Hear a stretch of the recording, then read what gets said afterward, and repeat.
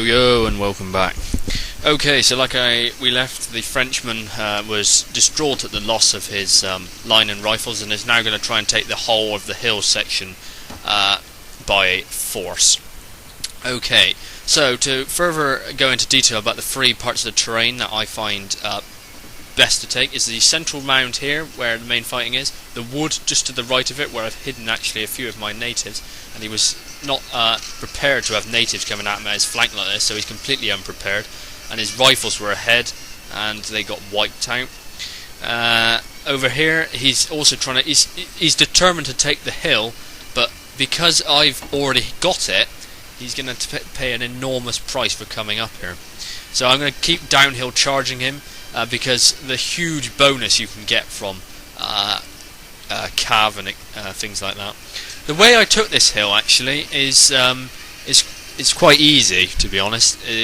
All you have to do is send your light cav to the base of the hill on your side, okay, and use the bluff of the hill to your advantage, because he'll have to come right onto the precipice of the hill and then shoot down if he wants to take the hill.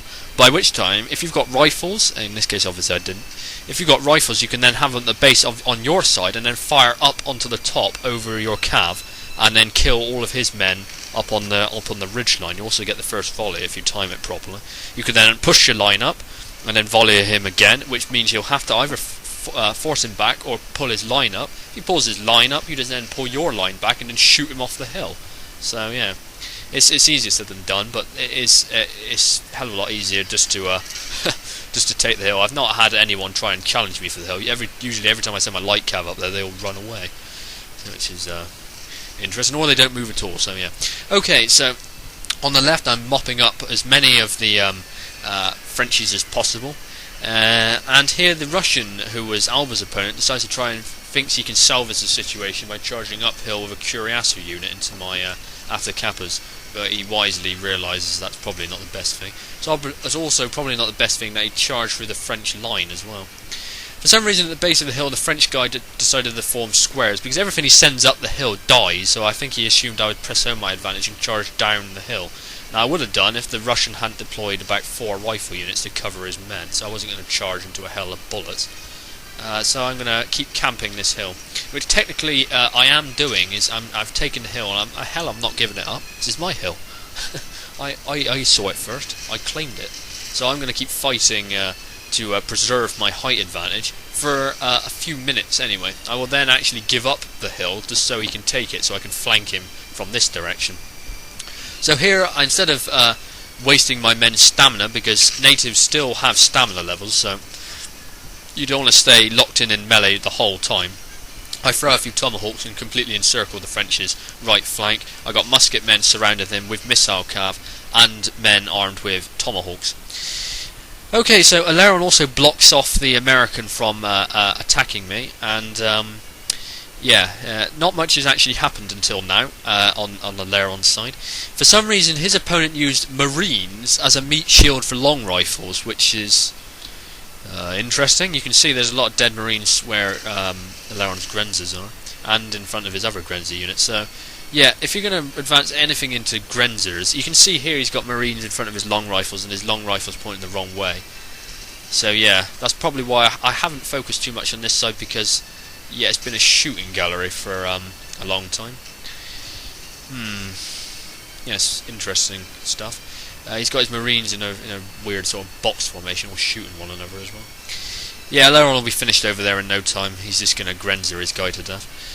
Okay, so yeah, and also another note: Aleron has not brought any wind boosh. It's all Grenzers. So yeah, there's not many of our clan that actually brings Ferguson's and Windboosh anymore, which is good. Okay, so yeah, right. So the Frenchman doesn't bother to press his attack on the hill. I mean, I can't blame him. He lost so many men coming up there. I must also I don't actually blame him for not losing, for quitting, I should say, when he lost his whole army, because I mean, to be honest, if you don't know any better, losing to a native is probably quite embarrassing, to be honest. But natives actually are extremely strong, and you need to stay out of their way on this map, especially in melee. So here I managed to get my cav fresh from the other side of the battle over to this side, all ready to encircle the remaining French forces, and also deal with these Russian rifles that are all over the place. So the French guy forms squares again, thinking I'm going to cav assault him, but I'm not going to do that at all. I push my muskets up, give him a volley, and then I'm going to charge in with my atacapas, who are now back to fresh again. So yeah, they've got a very good way of regaining stamina on this map compared to the other lot. The French were very tired, and also very French, so they run away and surrender as soon as my men touch them. Yeah, that's not surprising really, is it? On this side I got my creeks over here, and I was helping Aleron with some marines that were trying to flank him, but he really didn't need the help. You can see how it's just standard stuff. His guy just advanced into a hell of Grenzer bullets and just died horribly. So yeah. On the other side, Alba's basically been holding the vital terrain against the mass skirmisher force, and just waited for his guy to get impatient, which he has done, realising that the centre where I was is completely collapsed. That may also be why the American put his marines in front of his long rifles. He panicked, thinking that his centre was collapsing, so he thought he had to do something quickly. But yeah. I might be just giving him excuses there. Right? Okay, so this is just a mound of French corpses where they died where they stood when they tried to charge up my hill. Yeah, I did not lose very many men at all actually in this battle, which is surprising. When you play as a natives, it's like playing as Russia or some crappy, vanilla faction, where you're expecting hordes of casualties. Okay, so after Alba really didn't need my help here, but it does look cool at the end. He's basically finished off his guy.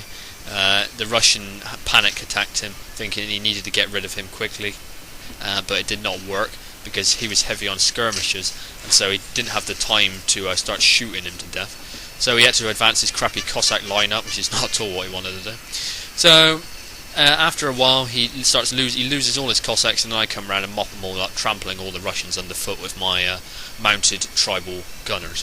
So that about rounds the things up for this battle. Yeah, I hope you enjoyed this native experience.